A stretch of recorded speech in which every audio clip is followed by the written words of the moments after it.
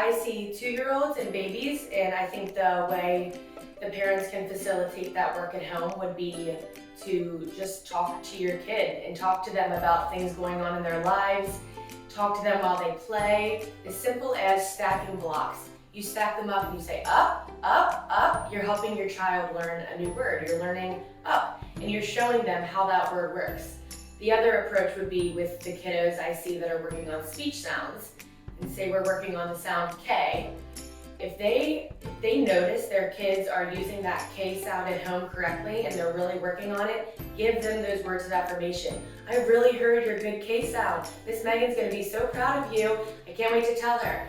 I think a lot of the kids I see get very excited and they work really hard to sound correctly, especially if they're in school. They want their friends to understand them, and they want people to notice that they're saying it the right way. So giving your kids that feedback and those words of affirmation, like that was such a good sound, that was really, really good. Or if they're close and they don't have it all the way right, be like, oh, can we try that one more time?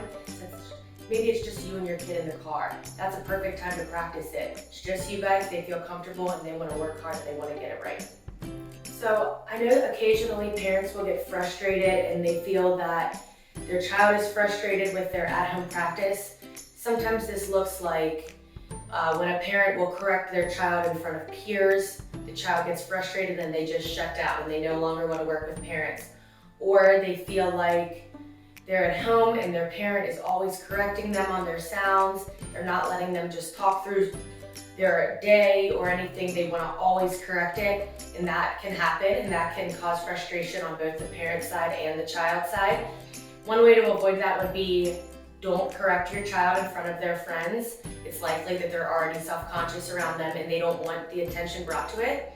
Another thing would be setting aside time to work on their sounds at home and only doing it then. So whether that be before bedtime while you're reading a story, you can say, all right, we're gonna focus on your F sounds while we read this book. And that can be the only time you work on it. Or it can be in a car ride. Let's play I Spy. Let's really work on your F sound while we look around.